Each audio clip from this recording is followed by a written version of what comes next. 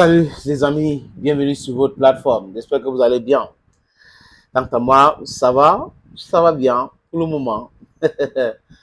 Les amis, le ministre des Affaires étrangères du Bénin, Monsieur Olusegun Alhaji Bakari, a fait une déclaration à la presse. Il pense qu'il faut renforcer la collaboration entre le Bénin et ses voisins.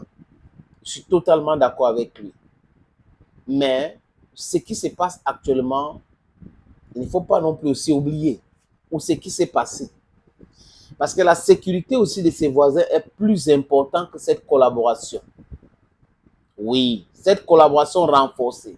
Parce que les pays du Sahel, les pays de l'AES, ils ne peuvent pas facilement oublier la complicité entre Patrice Talon. Parce que j'ai fait exprès de parler de Patrice Talon et non du Bénin. Parce que le Bénin appartient aux Béninois. Le Bénin n'appartient pas à Patrice Talon. C'est Patrice Talon qui met en mal la relation entre le Bénin, qui appartient aux Béninois, et les autres pays.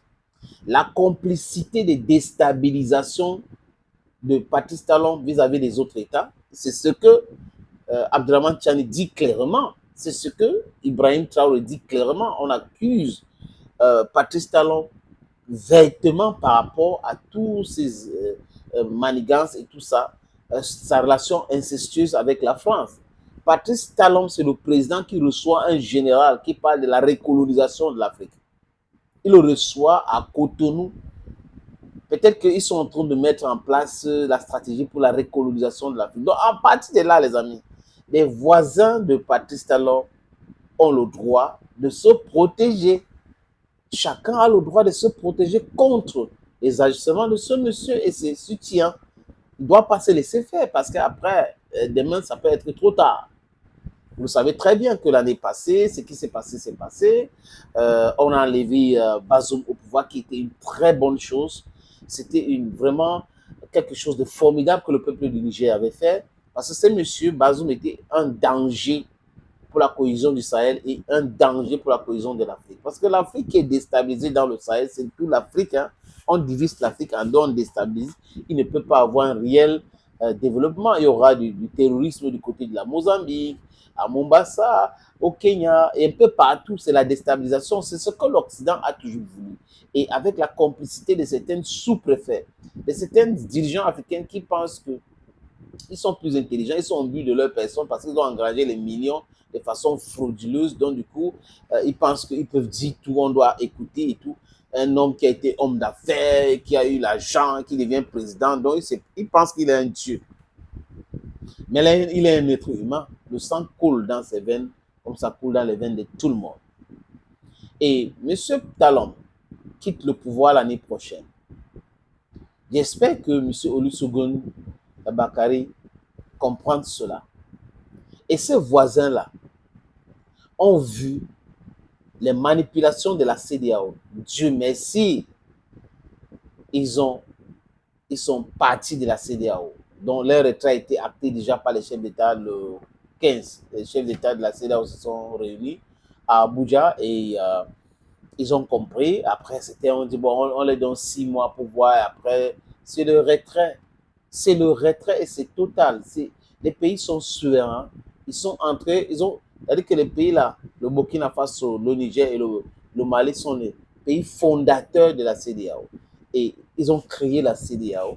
C'est pas ce qu'ils ont créé. Ce qu'on appelle la CEDEAO aujourd'hui, c'est la France DAO ou la France US et DAO.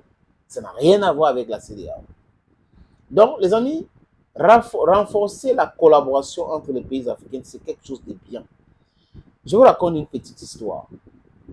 Parce que j'ai dit aussi que ici, l'histoire est nécessaire. C'est à partir de l'histoire, la vraie histoire de l'Afrique, qu'on peut bien avancer dans tout ce que nous sommes en train de faire. If you don't know your history, then you don't know where you're coming from. If you know your history, you know where you're going to. It's very important for us to know our history as Africans. That's the only way we'll help ourselves to come out from this mental slavery.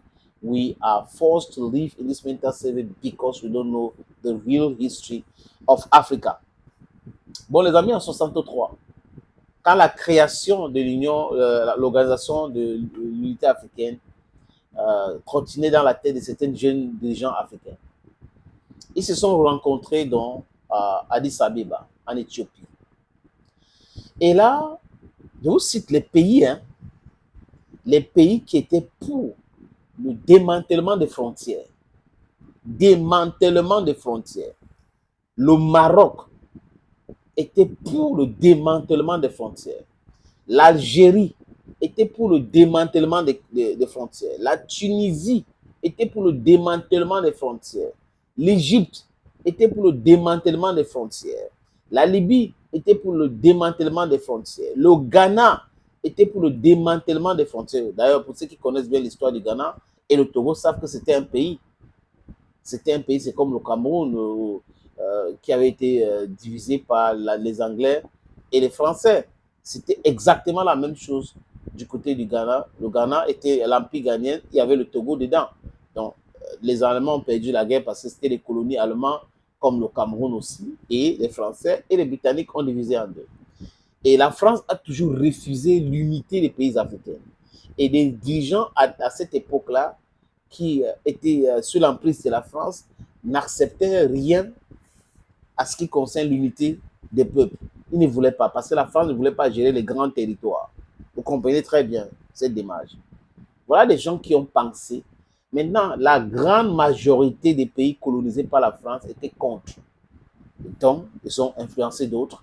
Conséquence, ceux qui voulaient le démantèlement des frontières pour le renforcement économique de l'Afrique, comme Lumumba a voulu, parce qu'il a été assassiné un peu tôt, Kwame Nkrumah et tout ça, les amis, ont été mis en minorité, Nasser en minorité. Les conséquences, c'est quoi aujourd'hui? C'est que nous sommes en train de souffrir.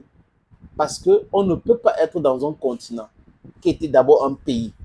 On n'a pas une monnaie commune. Économiquement, il n'y a pas de transaction réelle entre les pays africains. Mais on est dans un continent, on est des pays, on était un hier, mais on n'arrive pas à coopérer pour voyager, pour aller dans X, Y pays, il faut le visa. C'est incroyable. Pendant qu'en Europe, ceux qui financent la division de l'Afrique, ils sont unis. Il n'y a pas de visa chez eux. Donc, M. Patrice Talon devait comprendre toutes ces choses-là avant d'agir comme un dirigeant qui regarde la télévision et qui n'a pas de vision. La coopération ou la collaboration renforcée, je répète encore, c'est une bonne chose. Mais Patrice Talon doit commencer à nous montrer les signes, du moins montrer à Abdourahmane Tiani et Ibrahim Traoré les signes, hein, que la France n'est plus au Bénin. Je parle des militaires français, je ne parle pas des Français. Les militaires français, parce que les bases militaires ou des mercenaires au Bénin doivent être démantelées. Patrice Talon, regardez ce que M. Kaka Déby a fait. C'est la même chose qu'il faut faire. La France n'a pas sa place avec ses bases militaires en Afrique. La France n'a pas sa place avec les mercenaires en Afrique. Ces idées-là, hein, ou ces histoires-là, c'est toujours pour déstabiliser l'Afrique. Et tant que Patrice Talon ne va pas comprendre cela, je pense que le prochain dirigeant en 2025 va comprendre et il y aura des très bonnes choses à proposer aux Béninois et aux Africains. Thank you, friends. Je suis l'homme le plus noir de la terre. Bye bye.